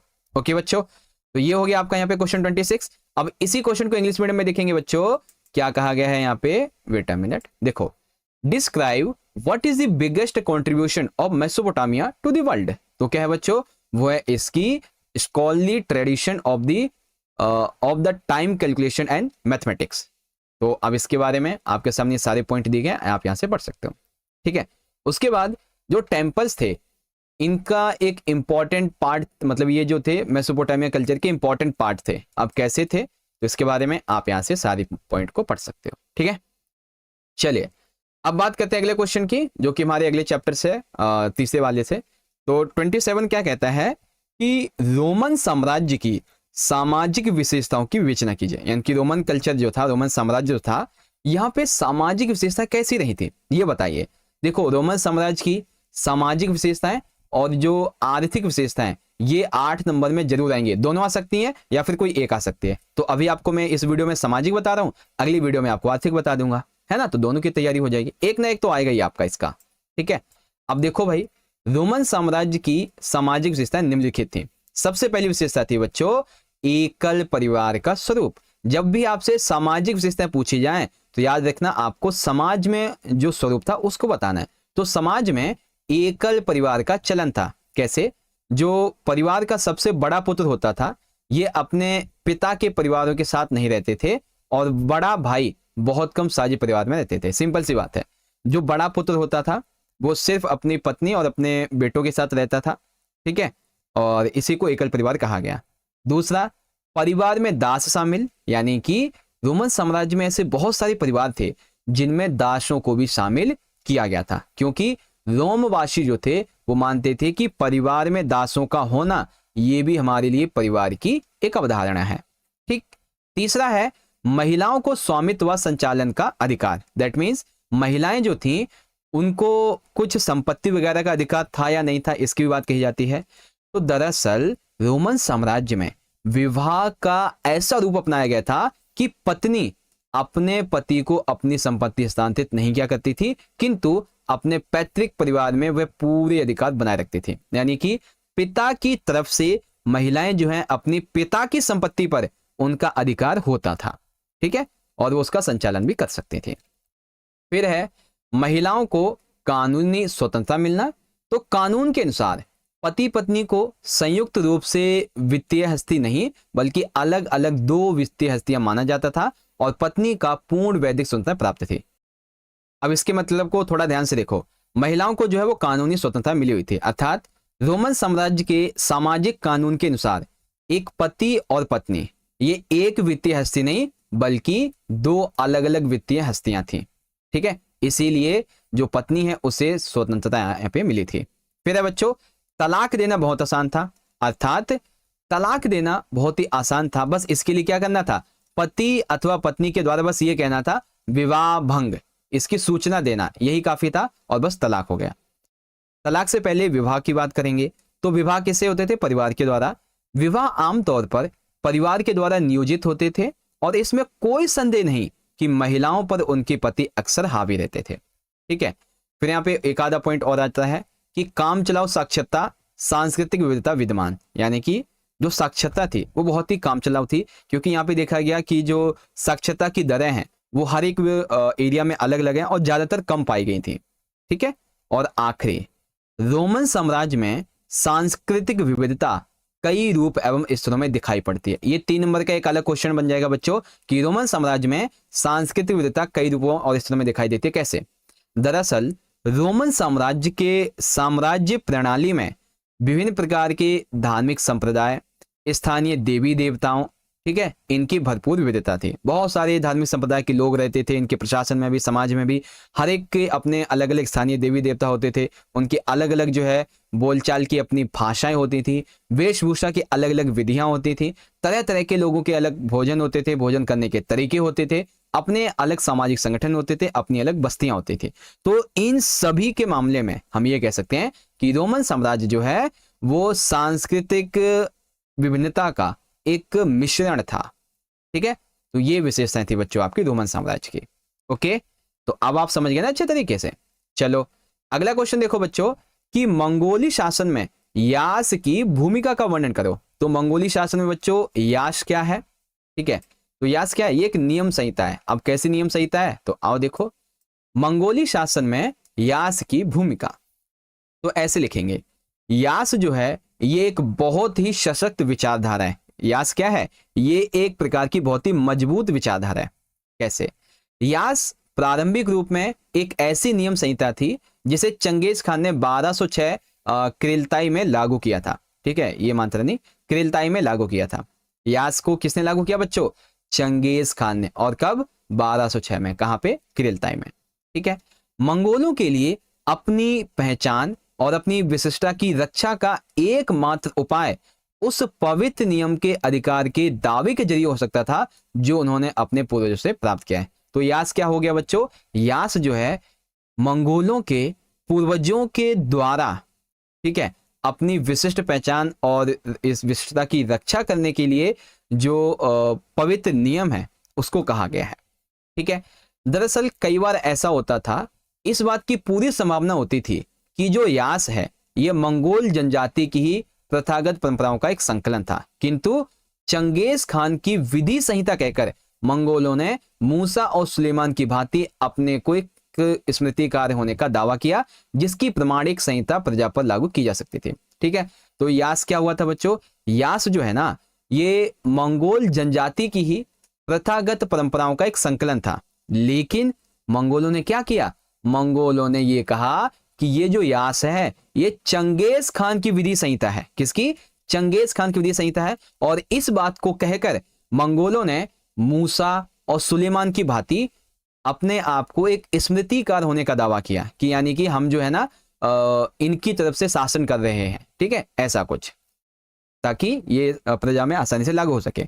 यास मंगोलों को समान आस्था रखने वालों के आधार पर संयुक्त करने में सफल हुआ। बेसिकली यास ने क्या किया? यास नियम संहिता ने वे मंगोल जो कि यास की जो आस्था थी इसमें, मतलब यास में आस्था रखते थे, उनको संयुक्त किया। चंगेज खान और उसके वंशजों से मंगोलों की निकटता को स्वीकार किया। और छठा, स्थानबद्ध जीवन प्रणाली के कुछ पहलुओं को अपना लिया गया था, फिर भी यास ने उनको अपनी कबीलाई पहचान बनाए रखने और अपने नियमों को उन पराजित लोगों पर लागू करने पर आत्मविश्वास दिया। ठीक है, तो यास क्या है बच्चों? यास एक बहुत ही सशक्त विचारधारा है। ठीक है, शुरुआत इसकी चंगेज खान ने 1206 किरिलताई में की थी, और ऐसा माना जाता है मंगोल जो है वो ये कहते हैं कि ये यास हमारे पूर्वजों का पवित्र नियम है अपनी विशिष्टता पहचान को बेसिकली बचाए रखने का। ठीक है, और इसे चंगेज खान की विधि संहिता बोलकर इसे लागू किया गया, क्योंकि चंगेज खान की विधि संहिता है तो सभी लोग इसको पालन करेंगे, है ना। ये चीजें थी। तो आपके ये दोनों क्वेश्चन हो गए बच्चों, क्वेश्चन नंबर 27 के। अब बारी आती है हमारे इंग्लिश मीडियम में। तो इंग्लिश मीडियम में है discuss the social characteristics of the Roman empire. तो कैसे कैसे थे? पहले न्यूक्लियर फैमिली स्ट्रक्चर है, inclusion of slaves in family and women's right to own and manage property, legal freedom of women, easy to divorce, marriage by family, working literacy, culture diversity exist. और आपका ये question number मतलब point 7। इसके बाद में फिर हमारा इसी का अगला क्वेश्चन था कि describe the role of Yassa in Mongol governance system. तो यास की क्या इंपॉर्टेंस थी बच्चों? एक सेकेंड, देखो, role of Yassa in Mongol governance. तो आप यहां से इन पॉइंट को पढ़ सकते हैं, और एक दो ये वाले। ठीक है, ओके। तो चलिए अब हम डिस्कस करते हैं अपने अगले क्वेश्चन को। और ये जो हमारा क्वेश्चन नंबर 28 है ना, बहुत इंपॉर्टेंट है, क्योंकि इसमें से ये वाला या फिर ये वाला, इनमें से एक क्वेश्चन तो आपके पेपर में आना ही आना है। ठीक है, अब इससे पहले कि मैं आपको ऊपर वाला क्वेश्चन करवाऊं, पहले आपको मैं नीचे वाला ये क्वेश्चन करवाता हूं, क्योंकि इसी क्वेश्चन से जुड़ा हुआ है हमारा ये वाला। ठीक है, तो पहले नीचे वाले को देखेंगे। देखो, 11वीं शताब्दी में यूरोप में होने वाले विभिन्न प्रौद्योगिकी बदलाव की विवेचना कीजिए। यानी कि 11वीं सेंचुरी में यूरोप में ऐसे कौन कौन से टेक्नोलॉजिकल चेंजेस हुए, विभिन्न जो प्रौद्योगिकी बदलाव थे उनको बताना है। तो आओ बच्चों समझते अच्छे तरीके से। देखो, 11वीं शताब्दी तक यूरोप में जो प्रौद्योगिकी थी इसमें बहुत से बदलाव हो चुके थे। कौन कौन से? सबसे पहला बदलाव, अब जो है लकड़ी के हल का उपयोग नहीं होता था, बल्कि अब लोहे के भारी नोक वाले हल और सांचेदार पटरे का उपयोग होता था। अब जब लोहे की नोक का है तो ये जमीन को ज्यादा अंदर तक खोद सकता था, जिससे कि मिट्टी जो थी उर्वरक बन जाती थी। दूसरा, अब जो है जो जुआ होता था ये पशुओं के गले के स्थान पे अब कंधे पे रखा जाने लगा। अब कोई चीज आपके गले के स्थान से कंधे पे रखी जाए तो आप उसको ज्यादा देर तक और अच्छे से मेंटेन कर सकते हो इंस्टेड ऑफ गलाई। ठीक है। तीसरा, घोड़ों के खुरों पर अब लोहे की नाल का प्रयोग होने लगा, क्योंकि लोहे का उपयोग ज्यादा होने लगा था इसी टाइम पे। तो घोड़े को जो खुर थे वो खराब हो जाते थे, उनको दिक्कत होती थी, तो इसीलिए अब लोहे की नाल उनके खुरों में उपयोग की जाने लगी, जिससे कि उनकी उपयोगिता और बढ़ गई। इवन अब कृषि के लिए वायु और जल शक्ति, इन दोनों का प्रयोग किया जाने लगा। साथ ही साथ संपीड़कों और चंकियों में भी वायु और जल शक्ति का प्रयोग होता था, यानी कि कृषि में सिंचाई के लिए, संपीड़कों के लिए, चक्कियों के लिए वायु और जल शक्ति इनका प्रयोग किया जाने लगा। ठीक है। 11वीं सेंचुरी में, पहले 11वीं से पहले 2 खेतों की व्यवस्था थी, लेकिन 11वीं सेंचुरी में जब इतने सारे बदलाव ऑलरेडी हो चुके थे, तो अब 2 फसली कृषि की बजाय 3 खेतों की व्यवस्था का उपयोग किया जाने लगा। ठीक है। इससे क्या हुआ, इससे कृषि उत्पादन में तेजी से बढ़ोतरी हुई। अब कृषि उत्पादन बढ़ेगा बच्चों, तो इससे क्या होगा, इससे कृषकों की बेहतर अवसर मिलेंगे, कृषकों का भी विकास होगा।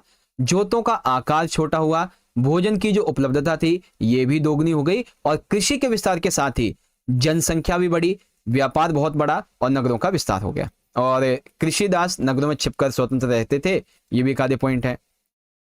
ठीक है। अब कृषकों के द्वारा खेती योग्य भूमि का विस्तार चौथे वर्ग का उदय हुआ, यानी कि जब कृषकों ने खेती योग्य अपनी भूमि का और तेजी से विस्तार किया, तब उदय हुआ चौथे वर्ग का। नए नए व्यवसायों से एक चौथे वर्ग का उदय हुआ, जिसमें व्यापारी, दुकानदार, विशिष्ट कौशल वाले साहूकार, वकील, चिकित्सक और अध्यापक हैं। ठीक है। तो चौथे वर्ग का उदय कैसे हुआ बच्चों, 11वीं सेंचुरी में हुए बदलावों की वजह से इसका उदय हुआ। ठीक है। अब इसी से जुड़ा हुआ है हमारा दूसरा क्वेश्चन। क्या पूछा गया यहां पे कि चौथे वर्ग का उदय किस प्रकार हुआ समझाइए, और चौथे वर्ग के उदय में नगरों का क्या योगदान है ये बताइए। ठीक है।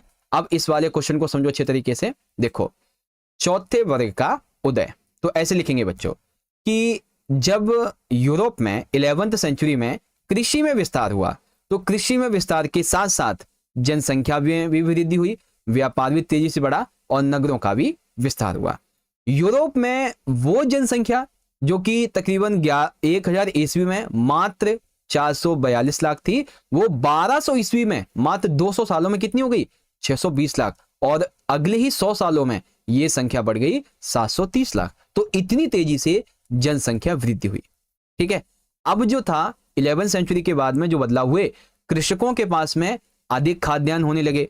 अब अधिक खाद्यान्न होने लगा तो उन्होंने सोचा भाई इसे बेचा जाना चाहिए। अब बेचने के लिए पहले बाजार तो थे नहीं, तो इसीलिए अब बाजारीय केंद्र यानी कि बिक्री केंद्र गांव में, कस्बों में, शहरों में स्थापित किए जाने लगे।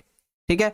अब यहां से जो भी बाजार केंद्र होते थे, लोग यहां से अनाज खरीद सकते थे, उपकरण खरीद सकते थे, कपड़े वगैरह सब खरीद सकते थे। ठीक है।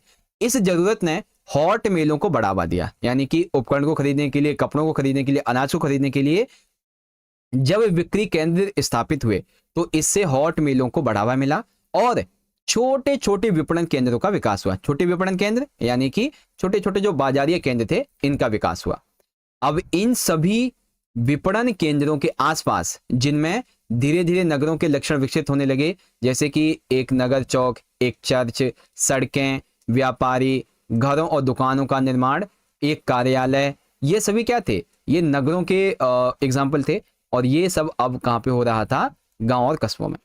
दूसरे स्थानों पर नगरों का विकास बड़े दुर्ग, बिशप और जागीरें और बड़े चर्चों की तरफ होने लगा। यानी कि दूसरे स्थानों पर एक तो विपणन केंद्र की तरफ तो नगरों का विकास हो ही रहा है, इवन बड़े बड़े दुर्ग, बिशपों की जागीरें और चर्चों के चारों ओर भी नगरों का विकास होना शुरू हो गया। ठीक है। नगरों में लोग सेवा के स्थान पे उन लॉर्डों को जिनकी भूमि पर नगर बसे थे, कर देने लगे। ठीक है। नगरों ने कृषक परिवार के जवान लोगों को वैधानिक कार्य और लॉर्ड के नियंत्रण से मुक्ति की अधिकांश संभावना प्रदान की। यानी कि नगर जो थे, इन्होंने कहा कि देखो भाई, तुम लॉर्ड के अंडर में काम करते हो, तुम्हें पैसा भी नहीं मिलता ज्यादा और तुम कर भी देते हो, तो एक काम करो, तुम व्यापार करो। ठीक है। तुम नगरों में जो गतिविधियां उनको करो, तो तुम लॉर्ड के नियंत्रण से मुक्त हो सकते हो। ठीक है। दुकानदार और व्यापारी बहुतायत में थे। धीरे धीरे करके साहूकार और वकील इनकी आवश्यकता पड़ने लगी, और फिर जो है एक ऐसा वर्ग उदित हुआ जो कि व्यापार, ठीक है, और भी बहुत सारी चीजों के लिए नगरों का विकास ऐसे हुआ। अब यहाँ पे एक 3 नंबर का एक क्वेश्चन बनेगा बच्चों कि यूरोप में आर्थिक संस्था का आधार क्या थी, इसका वर्णन कीजिए। और ये इसमें भी आएगा, ठीक है। तो आर्थिक संस्था का आधार क्या था बच्चों? श्रेणी यानी कि गिल्ड। कैसे? दरअसल प्रत्येक शिल्प या फिर कह लीजिए प्रत्येक उद्योग जो है ये एक श्रेणी के रूप में संगठित था, ठीक है। श्रेणी ये एक ऐसी संस्था है जो कि उत्पाद की गुणवत्ता और उसके मूल्य और बिक्री पर नियंत्रण रखती थी। बड़े नगरों की जनसंख्या लगभग 30,000 होती थी। ये कहा जा सकता है कि उन्होंने समाज में एक चौथा वर्ग बना लिया था। और श्रेणी में आप ये भी कह सकते हैं कि कच्चा माल वगैरह उपयोग करते थे ये, और जो माल था उसको विनिर्मित करके जो है बाजार में बेचते थे। तो इससे क्या हुआ? एक नया चौथा वर्ग का उदय हुआ, ठीक है। तो बहुत सारे पॉइंट मैंने आपको बताए। आपको कितने लिखने हैं? ज्यादा से ज्यादा 8 से 9 पॉइंट, बस, इससे ज्यादा नहीं, ठीक है। आंसर शीट जो होती है आपकी, उसका फ्रंट और जो बैक पेज होता है, बस इतना लिखना है 8 नंबर में, इससे ज्यादा नहीं। ओके, तो ये हो गया बच्चों आपका 28। सेम इन्हीं क्वेश्चंस को आओ इंग्लिश मीडियम में एक बार डिस्कस कर लेते हैं। तो पहले आप डिस्कस करो कि discuss the various technological changes that took place in Europe in the 11th century. तो पहले आप ये वाला क्वेश्चन पढ़ें अच्छे से, ठीक है। ये रहा, देखो आंसर। तो various technological changes in Europe by the 11th century, तो क्या क्या थे आप यहां से पढ़ लीजिए, ठीक है। अब इसी से जुड़ा हुआ है हमारा दूसरा क्वेश्चन, कौन सा वाला? कि explain how the 4th class emerged, what is it contribution of cities in the rise of the 4th classes, ठीक है। अब इसका आंसर आप यहां से पढ़ सकते हैं कि rise of the 4th class, इस तरीके से, ठीक है बच्चों। चलिए, तो इस तरीके से हमने अपने इस पेपर का जो खंड नंबर सी था ये तो पूरा कर लिया है। 8-8 नंबर के हमारे 3 क्वेश्चन, या फिर ये कह लो कि 8 नंबर के हमारे जो 6 क्वेश्चन थे इसके बारे में। अब हम डिस्कस करेंगे बच्चों section number D, source based questions के बारे में, ठीक है। तो आर यू गाइस रेडी? शुरुआत करें। चलिए, यहां पे आप देख सकते हैं बच्चों, अब इस वीडियो का जो हमारा अगला खंड है, खंड नंबर का सेक्शन डी, वो यहां से शुरू हो चुका है, जिसमें 4 नंबर के टोटल हमारे 3 क्वेश्चन होने वाले हैं। कौन कौन से?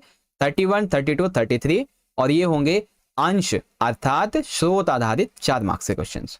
ओके, तो पहला जो आप यहाँ पे स्रोत देख रहे हो, क्वेश्चन नंबर 31, ये लिया गया है आपके चैप्टर 2 के वार्का शीर्ष से, ठीक है। अगर आप इसे ध्यान से पढ़ें तो इसमें क्या कहा गया है? लगभग 3000 ईसा पूर्व उरुक नगर में स्त्री का यह सिर एक सफेद संगमरमर को तराश कर बनाया गया था। ये किससे बनाया गया था? सफेद संगमरमर को तराश कर। इसकी आंखों और भौहें क्रमशः नीले लाजवद और सफेद सीपी और काले डामर की जड़ाई की गई है। यानी कि अगर आप इसकी ये आंखें देखें और ये जो इसकी भौहें हैं, तो ये किससे बनी हुई हैं? ये बनी हुई है नीले लाजवद और सफेद सीपी और काले डामर से। सिर के ऊपर एक खांचा बना हुआ है जो कि शायद गहना पहनने के लिए बनाया गया था। जैसे आप देख रहे हैं ना, ये सिर के ऊपर एक खांचा है इस प्रकार से, तो ये जो है ना किसके लिए बनाया गया था? शायद से गहना पहनने के लिए। यह मूर्ति कला का विश्व प्रसिद्ध नमूना है। इसके मुख, थोड़ी और गालों की सुकोमल सुंदर बनावट के लिए इसकी प्रशंसा की जाती है। यह एक ऐसे कठोर पत्थर को तराश कर बनाया गया है जिसे काफी दूरी से लाना पड़ा होगा। तो वार्का शीर्ष के बारे में ये पॉइंट आपको यहाँ पे बताने थे, मतलब ये पढ़ना है। अब क्वेश्चन देखो बच्चों, क्वेश्चन ये है कि वार्का शीर्ष को कब और किस पत्थर को तराश कर बनाया गया था? तो कब बनाया गया था बच्चों? 3000 ईसा पूर्व में। और किस पत्थर से तराश कर? संगमरमर के पत्थर को। ये देखो यहाँ लिखा है ना, 3000 ईसा पूर्व और संगमरमर पत्थर को तराश कर। सेकंड, स्त्री का जो सिर है ये किस प्रकार बनाया गया और इसकी क्या विशेषता है? तो स्त्री के सिर की 2 विशेषता हैं। कौन कौन सी? सबसे पहली, इसकी आंखें और भौहें में क्रमशः नीले लाजवद और सफेद सीपी और काले डामर की जड़ाई की गई होगी। सिर के ऊपर एक खांचा बना हुआ है जो शायद गहना पहनने के लिए बनाया गया होगा, इस प्रकार से, ठीक है। एक आखिरी क्वेश्चन यहाँ पे है, स्त्री की मूर्ति या सिर की प्रसिद्धि का क्या कारण है? तो स्त्री की मूर्ति या सिर की प्रसिद्धि का कारण क्या था बच्चों? क्योंकि यह मूर्ति कला का एक विश्व प्रसिद्ध नमूना है, क्योंकि इसके मुख, थोड़ी और गालों की सुकोमल सुंदर बनावट के लिए इसकी प्रशंसा की जाती है। ओके, तो इस प्रकार से आपका ये वाला क्वेश्चन यहाँ पे कंप्लीट हुआ, ठीक है बच्चों। अब सेम इसी को इंग्लिश मीडियम में आप देखेंगे तो ये रहा आपका वार्का टॉप के बारे में, आप यहाँ से पढ़ सकते हैं इसके, और इसके जो सारे क्वेश्चंस हैं वो भी आपको मैं दिखा देता हूँ। ये देखो, तीनों क्वेश्चन आप एक ही बार में यहाँ से पढ़ सकते हो, लिखे हुए हैं सारे के सारे, ठीक है। चलो, अब यहाँ पे हमारा अगला जो स्रोत है ये लिया गया है बच्चों दासों के प्रति व्यवहार से संबंधित, ठीक है। किससे? दासों के प्रति व्यवहार से संबंधित।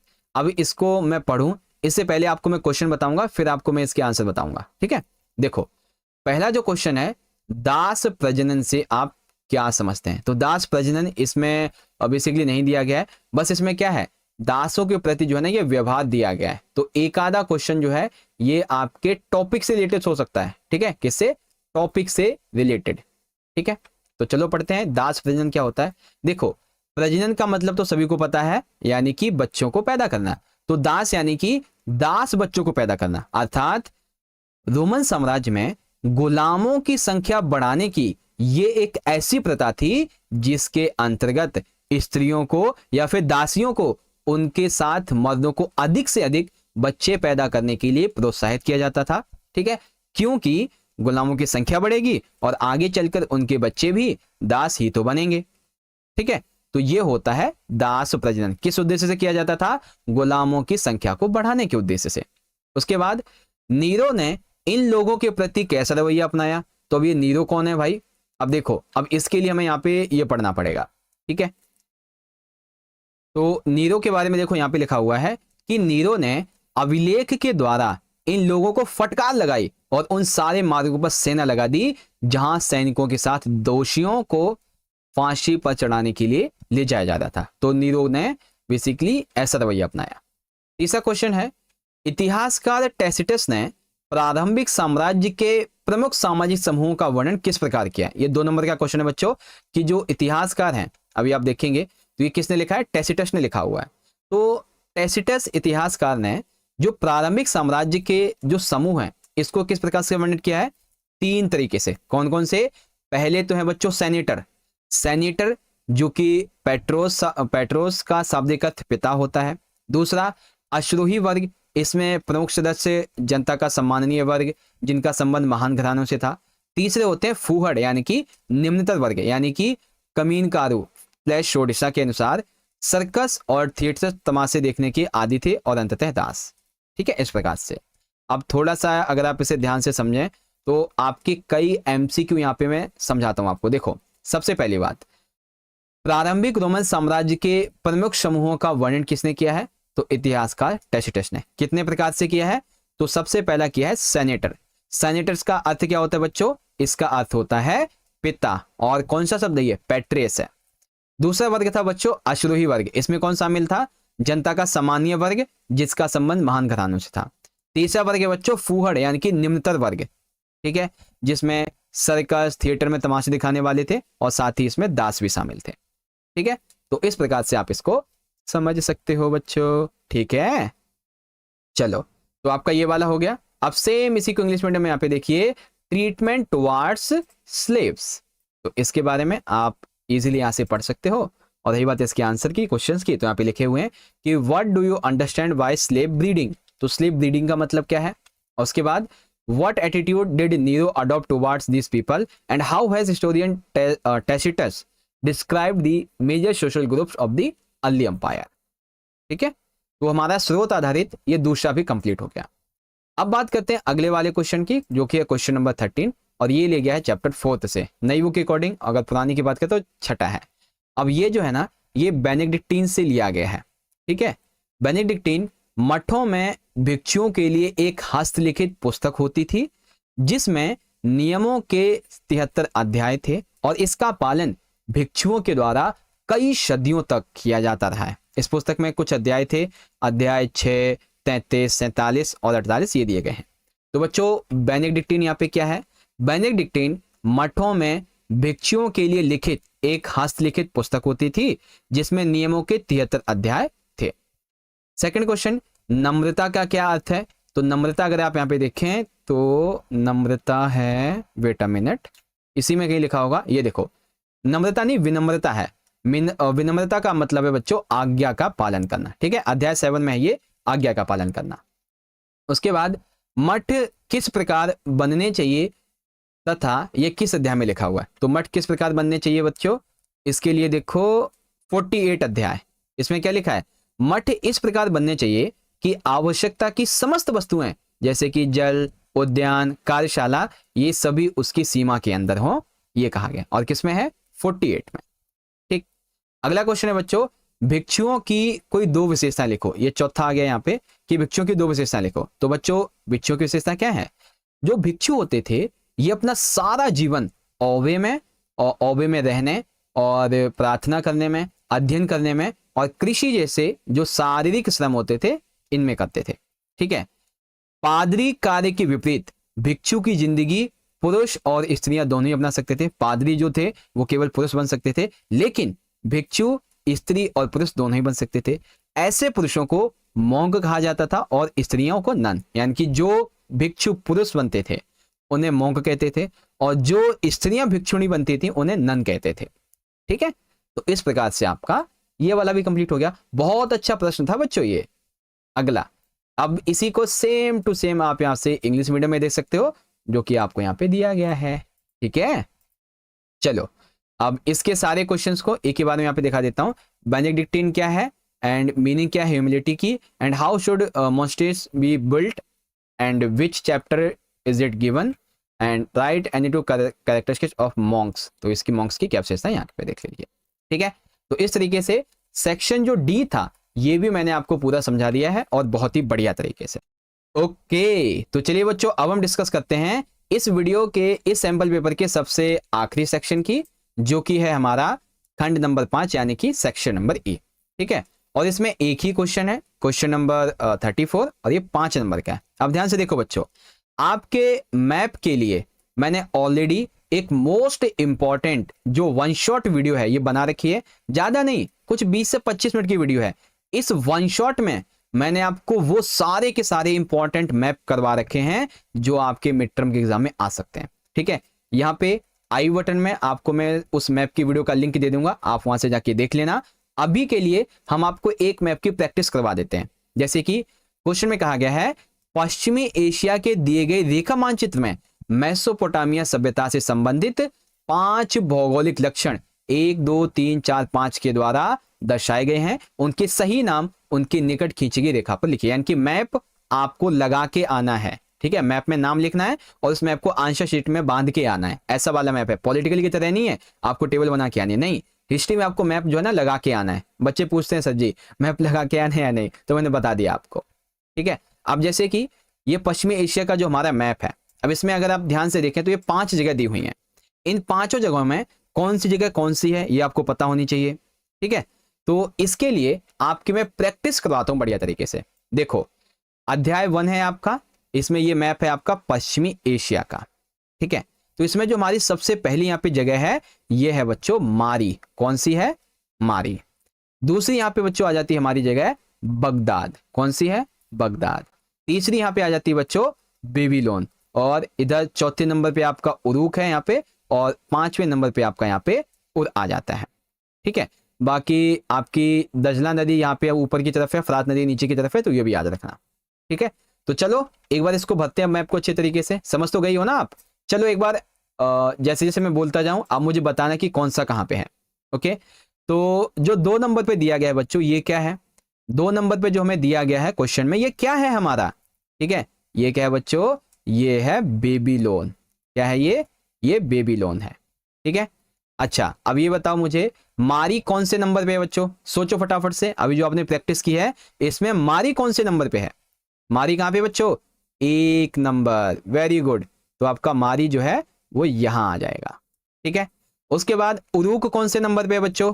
उरुक किस नंबर पे है? सोचो फटाफट से। अभी प्रैक्टिस की है हमने। उरुक कौन से नंबर पे है? सर जी 4 पे। Very good. उरुक आपका यहां पे हो जाएगा।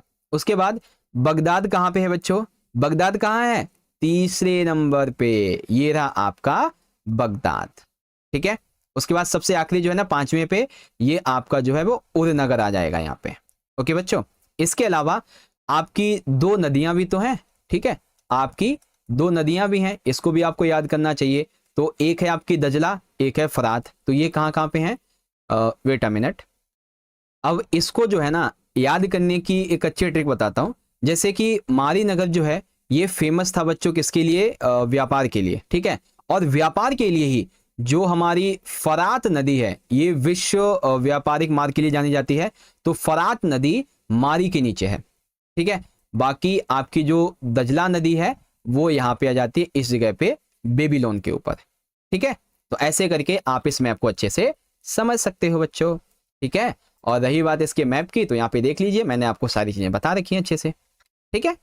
चलिए इस तरीके से आज की हमारी ये वीडियो यहाँ पे कंप्लीट हो गई। जिस भी बच्चे ने पार्ट 1 की वीडियो नहीं देखी है, मैं बच्चों आपसे फिर से कहता हूँ पार्ट 1 की वीडियो जरूर देखना, क्योंकि इसमें बहुत ही इंपॉर्टेंट आपको मैंने MCQs करवा रखे हैं, बहुत ही बढ़िया बढ़िया, ठीक है, जिसके बहुत ज़्यादा चांस है कि आपके एग्जाम में पूछे जा सकते हैं। मिलान करवा रखे हैं, चित्र वाले क्वेश्चन आपको करवा रखे हैं, ठीक है। अब जैसे ये देखो मिलान अच्छे से आपको मैंने करवा रखा है, ठीक है। इसके अलावा ये देखो क्वेश्चन नंबर 13 देखो कितना बढ़िया प्रश्न है, इसमें 3-4 क्वेश्चन एक ही बार में आपको मैंने समझा रखे हैं। ओके, तो इस तरह से प्यारे बच्चों आप सभी ने मेरे साथ मिलकर 11वीं क्लास के अपने हिस्ट्री यानी कि इतिहास के मिड टर्म के एग्जाम के लिए जो PYQ क्वेश्चन पेपर है ये भी सॉल्व कर लिया, ठीक है। अभी देखो आपके लिए हम 2-3 टाइप के वीडियोस अभी और लेके आएंगे, जिसमें कम से कम 1 से 2 तो अभी कम से कम आपके सैंपल क्वेश्चन पेपर आएंगे, ठीक है। फिर आपके लिए MCQ की वीडियो आएगी, उसके अलावा आपके लिए अभी पार्ट 2 इंपॉर्टेंट क्वेश्चन का भी वीडियो आएगा। तो डोंट वरी, तैयारी आपकी और भी अच्छी हो जाएगी, ठीक है ना। बस जो वीडियो आए उसको देखते रहिएगा, ठीक है बच्चों। तो चलो आज की इस वीडियो के लिए इतना ही, और आप सभी को अगेन एक बार फिर से मेरी तरफ से आपके कल के मिड टर्म के पेपर के लिए, ठीक है, हिस्ट्री के मिड टर्म के पेपर के लिए wish you very very all the best. तैयारी अच्छी करवा दी है, और अभी भी और भी वीडियोस आएंगी तो उनसे भी हो जाएगी, ठीक है। तो चलो बच्चों मिलते हैं आपसे अगली वीडियो में अगले किसी नए टॉपिक के साथ। तब तक के लिए एग्जाम की तैयारी कीजिए और अपनी प्रिपरेशन करते रहिए। ओके, बहुत बहुत धन्यवाद। जय हिंद, जय भारत, वंदे मातरम।